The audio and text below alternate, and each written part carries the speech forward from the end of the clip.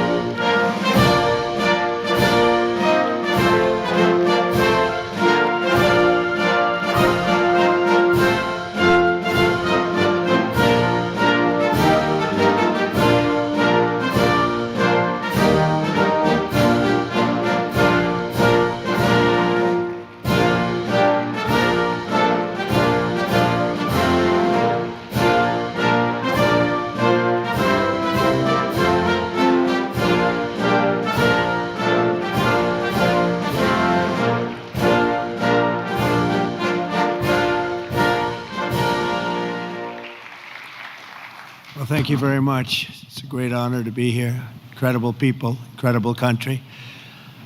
I'm thrilled to be back with so many visionary innovators and titans of industry, the most brilliant in the world, actually. So many different locations, and they come from all over, but this is a very special country that I'm in, and the business leaders here at APEC are really fantastic. So many friends, and I want to thank our host at this important summit, President Lee of South Korea. He's a terrific person, and I'm going to be meeting with him this afternoon, and I look forward to that very much. The Republic of Korea is a cherished American friend and a close ally, and as we can see in this beautiful city, it's truly one of the most remarkable nations anywhere on earth. Here in this peninsula, the people of South Korea have forged a miracle of economic development like you rarely see, an industrial and technological powerhouse, and above all, a free society and enduring democracy and a thriving civilization. And I want to congratulate you. It's very few places like it. The entire world should be inspired by all that you have achieved, and they study you, and they do so much to understand what you've done, but most of them don't get it. And that's probably good for you. Keep it this way. Most of them don't get it. They want to get it, but it doesn't quite work out for them the same way it works out for you. So that's a great tribute to you. We have some very special people with us today, and I want to thank for the great job he's done, and also for being here, Secretary of State Marco Rubio. Marco, you're around here someplace. Where's Marco? Marco, thank you. Man who's doing a fantastic job, who understands the markets maybe better than anybody. Our Treasury Secretary, Scott Bessent. Scott, thank you very much. And somebody that you're dealing with, who you made a very good deal with, because you have very good negotiators, but he's pretty good too. Howard Lutnick, Secretary of Commerce. Thank you, Howard. U.S. Trade Representative, Ambassador Jameson Greer, is a fantastic person. And your career's Minister of Trade, Industry, and Resources, Mr. Jung Kwon Kim, who's an incredible man, actually. My people say he's very tough, however. We wish we had somebody of a little bit lesser caliber, but they decided not to do that. And so many other distinguished guests are here, so I just want to thank you very much. It's an incredible room. It's a beautiful room, by the way. All those beautiful people up there, so high up. This place is packed. Thank you. Look at it, we're waving. Thank you very much. But as you know, APEC unites Pacific nations around our growing economies and promoting our shared interests, and today I come with exciting news from one of the largest Pacific nations. We'll call ourselves a Pacific nation, but one of the largest of them all, the United States of America. I'm pleased to report to you that this afternoon, after 4 years of weakness, disaster, really decline, America is back, and it's back stronger than ever before. We're doing numbers that nobody's ever seen before. We're the hottest country in the world, actually, and I say that with other countries represented, and they admit it. But I do say it very proudly. 1 year ago, our country was in very, very serious trouble. Some people thought our country was dead. Now we're literally sort of an inspiration to a lot of other countries. We are indeed, I use the term hottest country, but we're the hottest country anywhere in the world by far. The United States is blessed with right now, the strongest economy, the strongest borders. This all happened over the last 9 months. The strongest military, the strongest friendships, and the strongest spirit of any nation on the face of the earth. This is a golden age in a short period of time. I knew we could do it. I didn't know we were going to do it this quickly. It's a little bit more than 9 months. So in less than 1 year, we've secured commitments for over $18 trillion of new investments. As an example, the previous administration, in 4 years, they did less than $1 trillion. I think much less, actually, and hurt our country very badly. Who would have known? But we're going to be 18, so I figure that we'll probably be at 20 or 21, maybe even $22 trillion of investments coming into our country by the end of the first year of my second term. And, we had a tremendously successful first term. We had the strongest economy in history for our country, strongest we ever had. But this is, I think, blowing it away. We have great policy. We have some very good things happening. The stock market, as you know, is set 45 all-time highs since in a period of, it's pretty good, in a period of 9 months, breaking new records week after week, including one just yesterday. We set the record GDP growth in the second quarter, and that's with all of the things that we're doing. When they are built in a year and 2 years, we're going to go through the roof. I mean, we're going to see numbers that I don't think have ever been seen before. But even during this period of a little bit of a period of transition, you could call it, because I think we're in an economic revolution in America. We went at 3.8%. We're up 3.8% GDP, triple and even quadruple the rate that a lot of people thought we'd be. They thought that during this period that we'd be at a much lower rate. Some people predicted 1.5, and we're going to be very close to 4. The next quarter, we're expected to be at about 4% growth. And after that, I mean, I can't even predict, because when all of these factories that are moving in, the car plants are moving in. Yesterday I was with Mr. Toyota in Japan, and he's just announced he's going to spend, they are going to spend $10 billion, and they're going to build new car plants, and they're going to build them in numerous states, about 6 or 7 different states. And we're bringing our car industry back. We're bringing AI. We're leading everybody in AI. We're leading every nation in AI by a lot. In 9 months, we've lifted over 600,000 Americans off food stamps. Wages for workers are rising at the fastest pace in more than 60 years. And meanwhile, energy prices are down. Gasoline prices are down. Grocery prices are down. Mortgage rates are down, despite the fact that we have an incompetent head of the Fed. He's incompetent. I call him Jerome Too Late. He's always too late. Jerome Too Late Powell. But he's out of there in another couple of months. We'll be very happy about that. We'll appoint somebody that we all like, because we should have the lowest interest rates of any country. Because without us, there are no other countries, really. I mean, the whole thing falls apart. You know, America always had the lowest interest rates, and now we don't do that. We're like number 28. It's ridiculous. And we're a much different country than we were 2 years ago, or a year ago even. But you know what the crazy thing is? In the old days, I call it the old days. I'm a little bit older. I'm looking at all these young, brilliant faces. I'm a slight, a couple of years older than you, just a couple of years.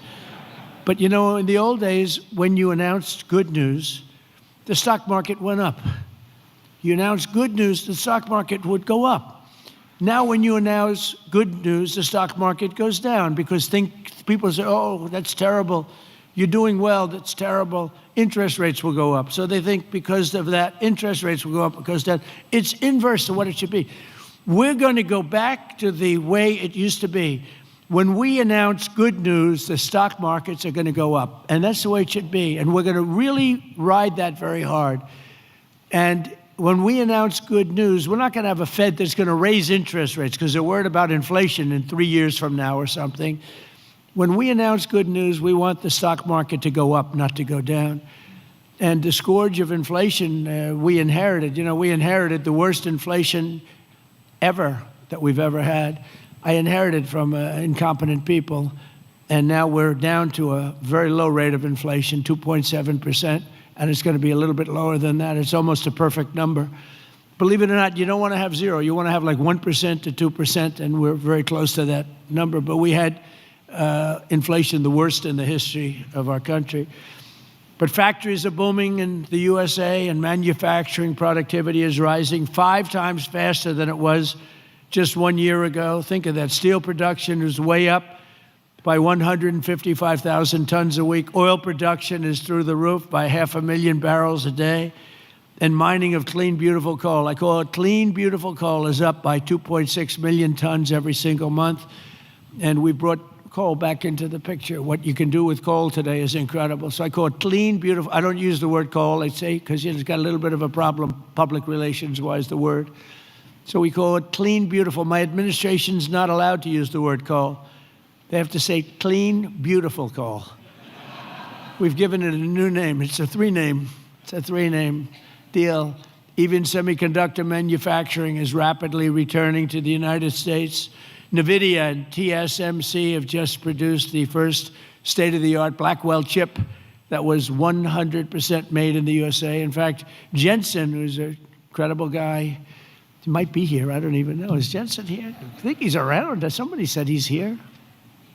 How is he? Pretty good, right? Got a chip that's like 10 years advanced. But he's great, and they're all, building now. They're building tremendous plants in the United States, Arizona, Texas, all over. We're going to have a big portion of the chip market just in a very short period of time. But these tremendous strides are also creating great jobs for our citizens. 1.9 million more American-born workers are employed today than when I took office 9 months ago. Think of that. Almost 2 million people more American workers. Nobody's ever had numbers like that. And those numbers are going to get much bigger, much better than that when we open these plants that are being built all over, the AI plants. I've never seen plants this big. I built shopping centers. I built a lot of things. But if you spend $250, $300 million, you can build a big shopping center. These people are spending $50 billion to build a building. And I say, what's your product? Information. I said, well, good luck. That's a lot of information you're going to have.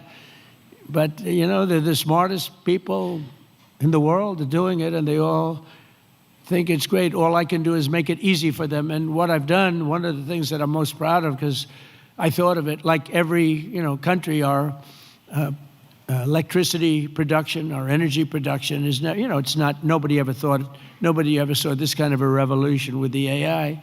And what they need more than anything is electricity. So if a country was able to do that, it would be, pretty unusual. It would be very hard, maybe you could say impossible. So I came up with a concept when they build this massive plant, sometimes the size of Manhattan. Think of that. The size of Manhattan, these plants are the biggest. I've never seen anything like it, actually. Nobody has. There's never been anything like it. But I let them build their own electricity generating plants with it. So they're building their own electric. They're sort of becoming an electric producing company in addition to all of the other things that they produce, including information. And what they're able to do is start immediately. We're giving them very fast permits. We're no longer having them wait for 10 years, 12 years, 15 years prior to rejection. They'd go 15 years and then they'd get a vote, a rejection. And by that time, their concepts were old and obsolete anyway. So, it's terrible. And we're getting it done rapidly, literally rapidly. And they're coming up with electric generating plants, the likes of which nobody has seen. The companies are standard companies that do electricity and create power companies. They've never seen anything like it because we have a level of genius, a level of people that are designing things that nobody's ever seen before that produces vast amounts of electricity for their plant. And if they have extra electricity, they sell it back into the grid.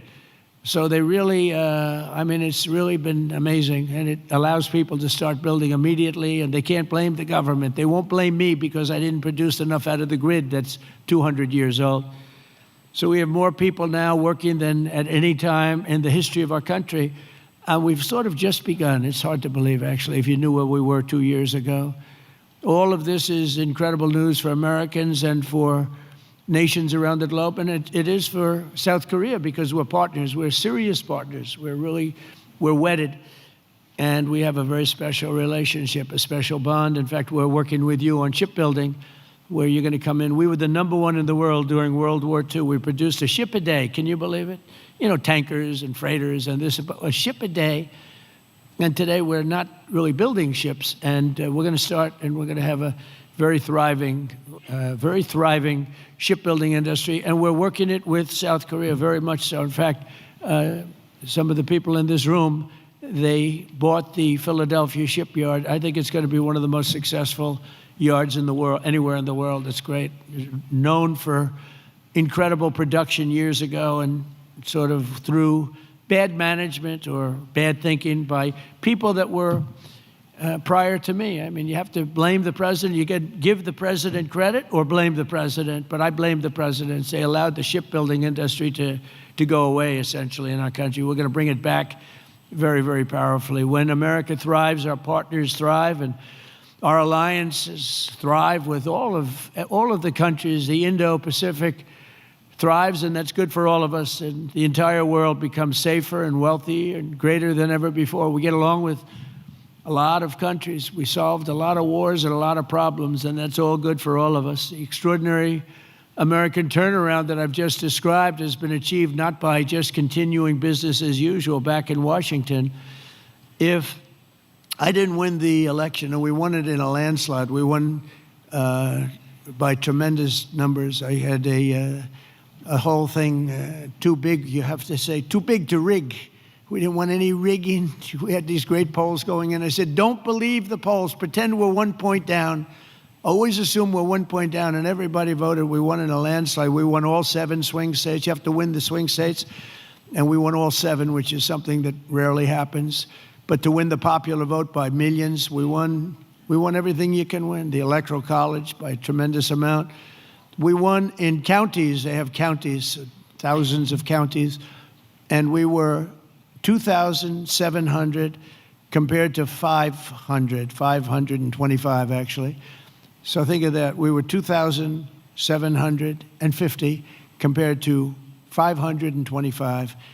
And that's why the map shows all red. Red being Republican, not something else. Red being Republican. Only a few people understand that one. My administration has rejected the old model of incompetent government that punished success and rewarded failure and made building anything almost impossible. When you come into our country, and many of you are doing that, but when you come into America, you're going to get service like you've never seen before. Quick permits, and we want safety, we want great environmental, we want everything good, but it's going to go quickly. We're rewarding those who build and create and hire and invest in the USA, and we're making America the best place on earth to do business, and that's what it's become very quickly. We have some wonderful people. Lee Zeldin at Environmental, he's incredible. He gets the right result quickly, and he makes sure that people do the right thing.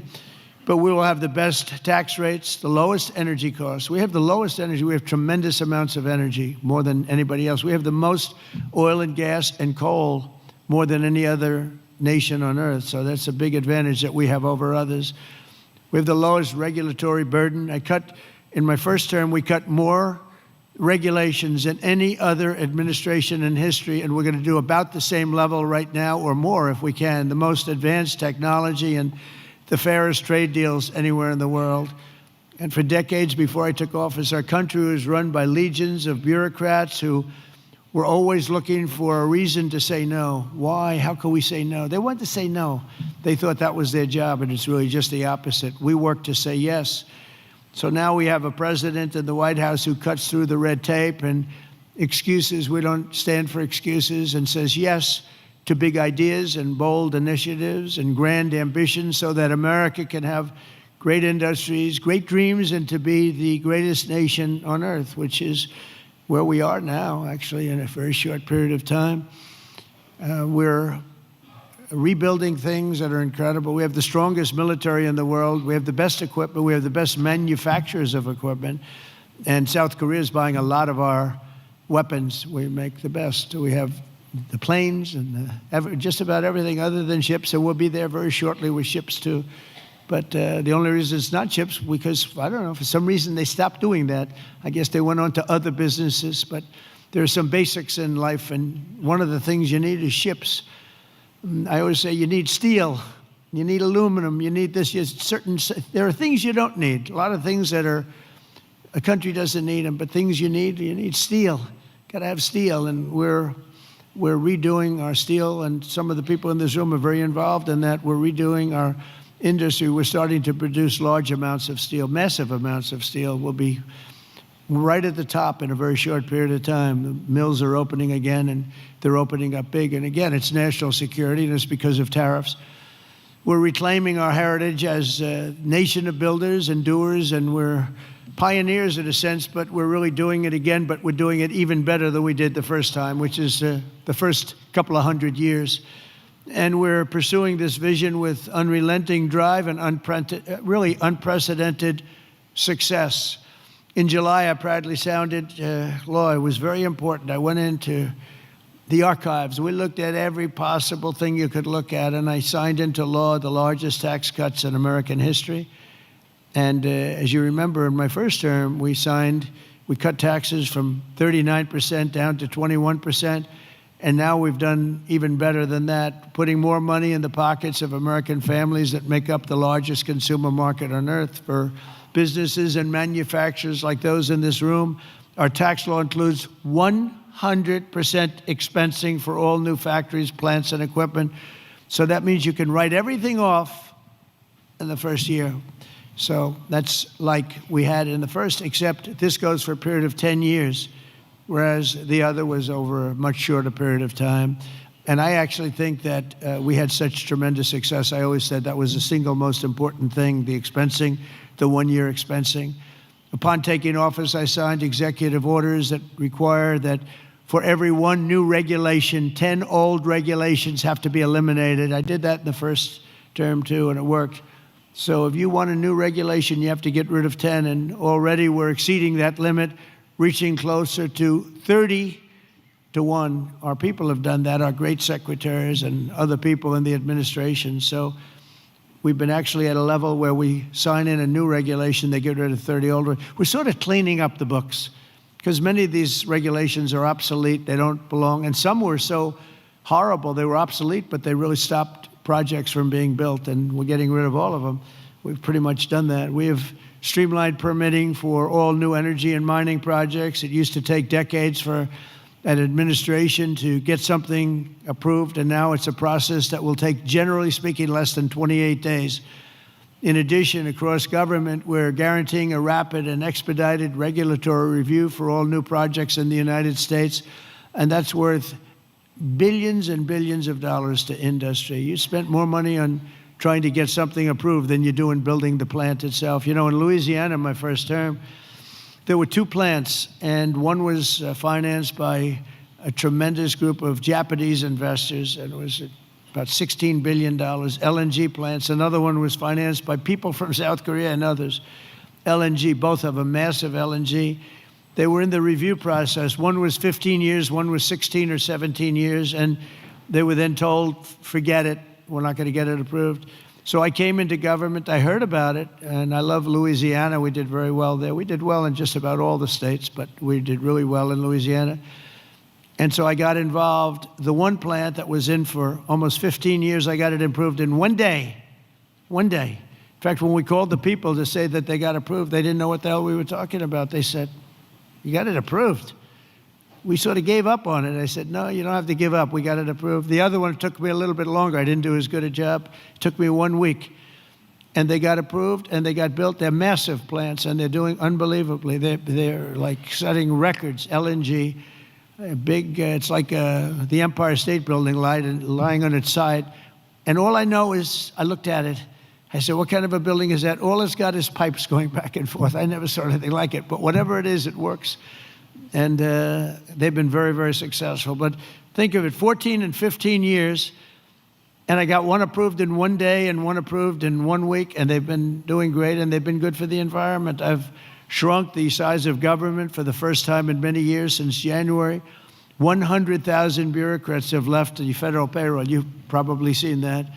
So we're creating real jobs. We're getting rid of wasteful jobs. Government spending is down 2.5% this quarter compared to 1 year ago. It was going through the roof in the previous administration. And in stark contrast to 4 years ago. I mean, if you look, 100% of all new jobs created in America under my administration have been created by the private sector. Think of that. The government created no new jobs.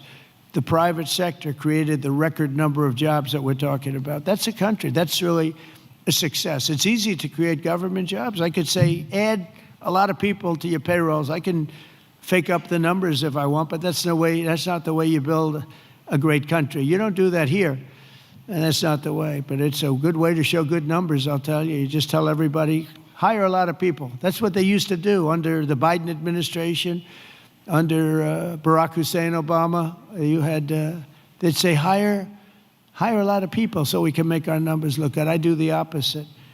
And we have real numbers. These are real numbers. There's truly no better time to invest in the USA. The results speak for themselves. Since the election, TSMC has pledged to invest $100 billion in the United States. So they're coming in from Taiwan. We have tremendous numbers of companies coming from Taiwan and building in the U.S. Apple, $600 billion investment. Hyundai, $26 billion. Micron, $200 billion. SoftBank, OpenAI, and Oracle, over $500 billion. Amazon, $35 billion. Pfizer, $70 billion. Jera, $200 billion. Google, $25 billion. NVIDIA, $500 billion.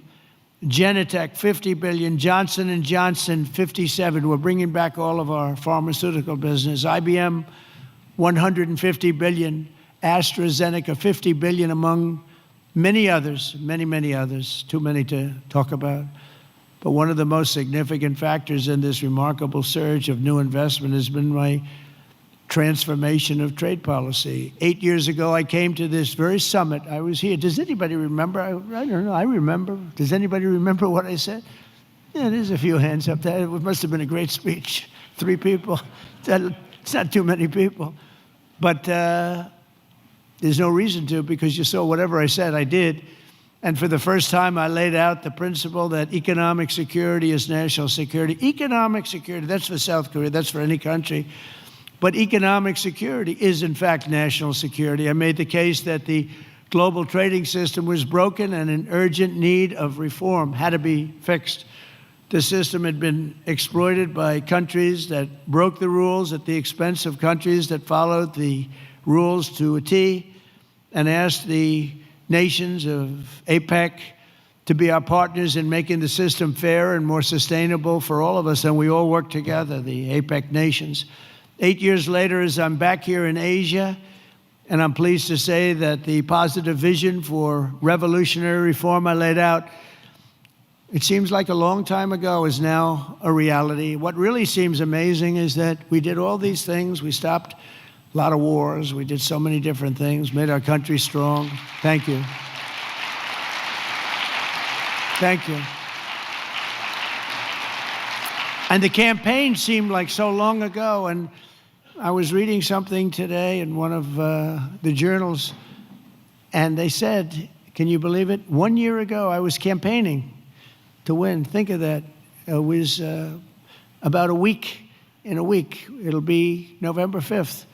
And November 5th was the election. I said, can you imagine that? Here I am, president. We've done so many different things economically, militarily, peace-wise, peace through strength. And yet, 1 year ago, it's not long ago, I was campaigning. We didn't win. We were campaigning, and then we had the election, and we had a great election. And the spirit in our country is like incredible if you compare that. We lost a lot of spirit in our country. Our country is depressed. They were very depressed, and they had a right to be. But around the world, we're signing one trade deal after another to balance our relationships on the basis of reciprocity. Very important word. On this trip alone, I've signed groundbreaking agreements with Malaysia, Cambodia, Japan, and Our deal with the Republic of Korea will be finalized very soon, like moments or very shortly thereafter. These agreements will be incredible victories for all of us because everyone is better off when we have stable partnerships, not plagued by chronic problems and imbalances. You know, probably you know that President Xi of China is coming tomorrow here, and we're going to be, I hope, making a deal. I think we're going to have a deal. I think it'll be a good deal for both.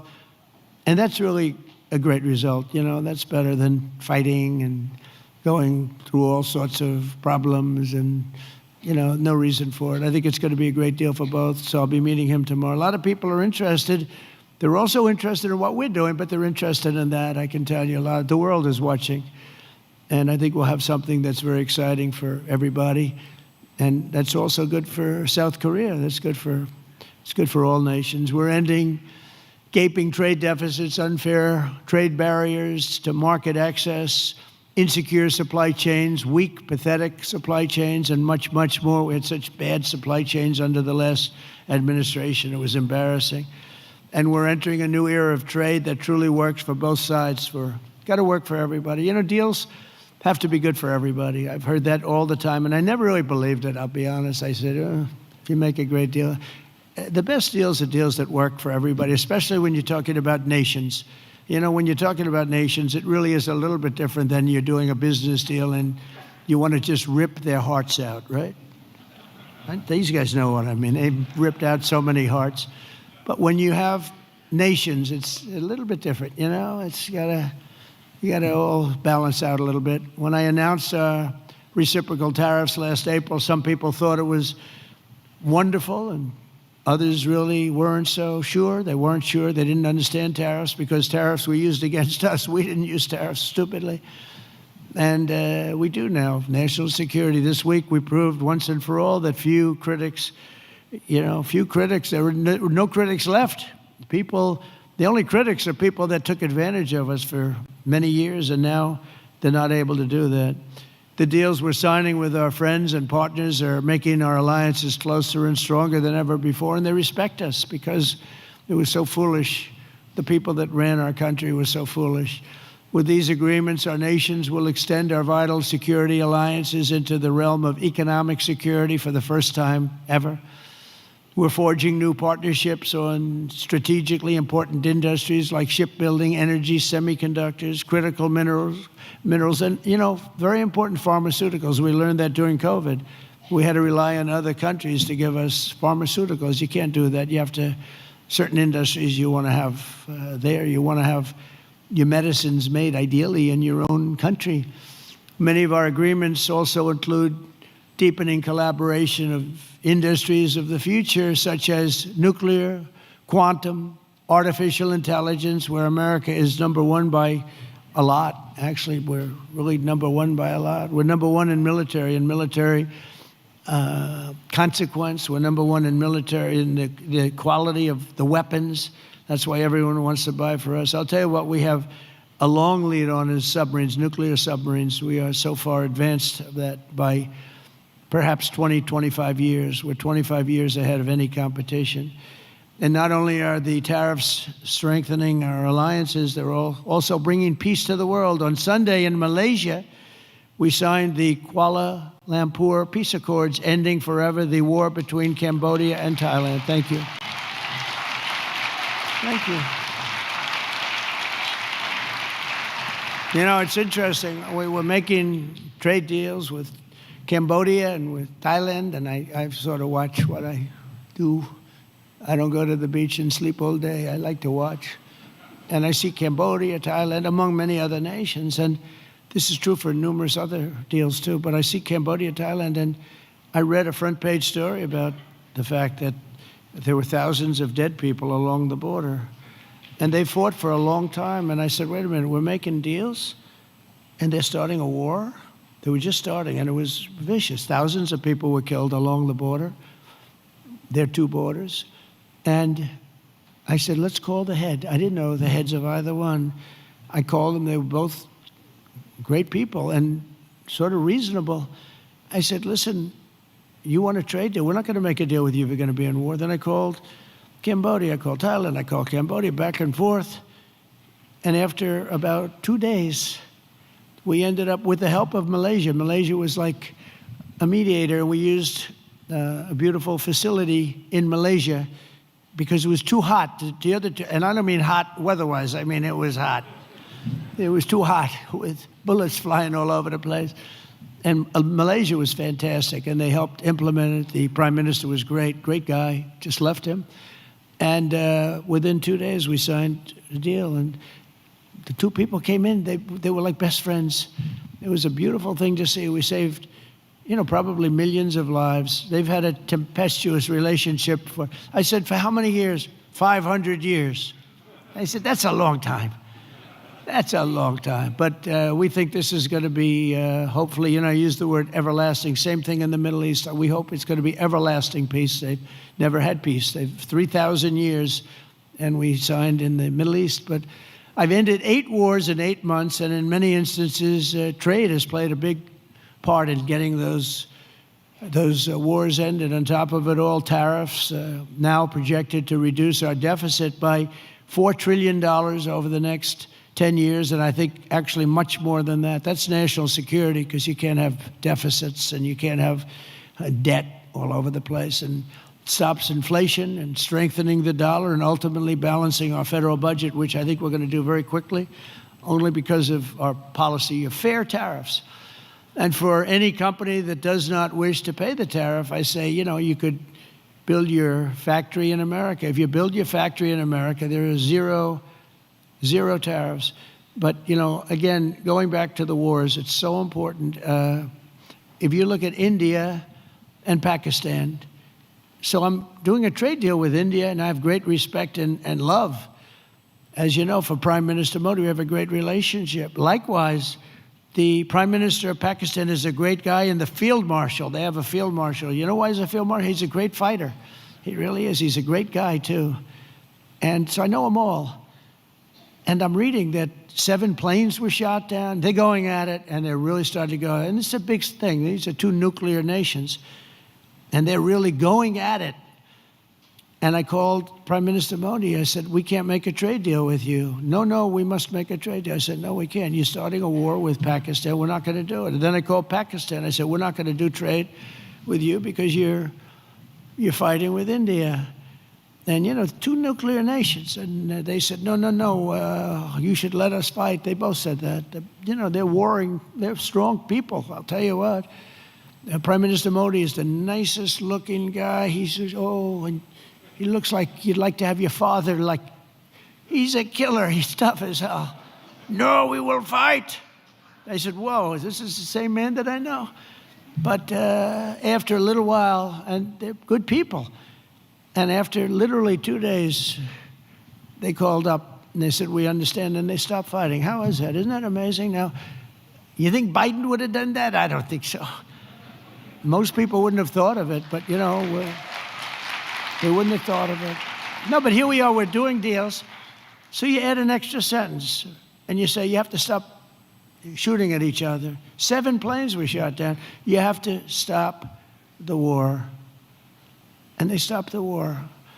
And if it weren't for the tariffs, I said I was going to put 250% tariffs on each country, which means that you'll never do business. In other words, there's nothing you can sell for 250%. That means that's a nice way of saying we don't want to do business with you. You don't have to say that, because that's a nasty, we don't want to do business. No. You say we're going to put 250% tariffs if you don't stop the war. And they understood that, and within 48 hours, we had no war, no people killed. I mean, it's makes me feel so good. It's we saved millions and millions of lives with all of them. Azerbaijan. If you look at, just take a look at that one. That was going on for, I think, 38 years, right? And President Putin called me. He said, "It's amazing. It's amazing. We couldn't get that war stopped. 38 years it went on, millions of people killed, and we got it done." And the 2 countries came in, and they were in the White House, and they started off here, and they got closer, closer, closer, closer. After an hour, they were hugging each other in peace. It was amazing, actually. It was beautiful to see 2 very good countries, 2 very good leaders. One was there for 22 years, one was there for 7. And they both said, my entire political life, all I did was shoot people on the other side. And we got it closed up. And we did that 8 times. The only one I didn't do is Russia, Ukraine, but that'll get done too. That'll get done. I thought that was going to be an easy one because of my relationship with President Putin. He turned out to be a little different, but I think it'll get done. It would have never started if I were president. That war would have never, ever started. So we've used trade to create peace in a lot of different locations. We also solved the war in Africa, Congo, Republic of Congo, and Rwanda. That was much smaller to do with trade, more to do with common sense. They were fighting for years. 10 million people were dead, and we got that one done too. So we did a lot of them. We did 8 in 8 months, and I think the other one's going to come along. I really think so. I thought that would have been one of the easier. Who would have thought we created peace in the Middle East but didn't get Russia and Ukraine? Because peace in the Middle East was undoable. They're shaking their heads. It was undoable. We got it done. 3,000 years, okay? They never had peace. They never had anything like it. We have all countries signed up, and the level of spirit and everything, I think it's gonna hold for a long time, hopefully forever. Hopefully that's an everlasting one too. So in conclusion, at some point in your careers, every great business person and CEO in this room today has faced critics who said reform, innovation, and bold action would only lead to a total disaster, but none of us would be here if we had listened to the small minds with no vision. These are small minds with no vision. They had no understanding of success. They had no understanding of life and death. True success comes from having the confidence and the courage to prove the doubters wrong. And oftentimes you'll go the opposite way of almost everybody, and you'll be the one that's right, and the others will be the one that's wrong. And that's where you have your greatest successes. And that's what America and our Indo-Pacific partners really are doing this week, and what our businesses and entrepreneurs do each and every day. That's what you do, the most successful people in the world. Together we're solving the challenges that no one before us has ever been able to solve, and we're forging a free and open Indo-Pacific, and for all of the people, we're creating a future of dignity and security, prosperity and pride. From the rolling hills of San Francisco to the gleaming streets of Seoul, from the bustling factories of Toledo, Ohio, to the bright lights of Tokyo, from Pittsburgh to Palawan, from Boston to Bangkok, from Detroit to Da Nang, and from Cleveland to right here in Gwangju. Nice place. Did I do good with that one? Did I do okay? Gwangju.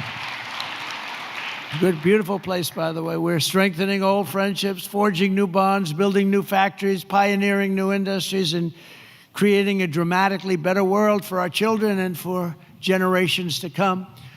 Together we will build a future of strong, independent nations on both sides of the vast ocean, joined by our common interests, united by common values, and reaching constantly toward a richer, safer, and more peaceful Pacific with fairness, persistence, and common sense. That's such an important 2 words.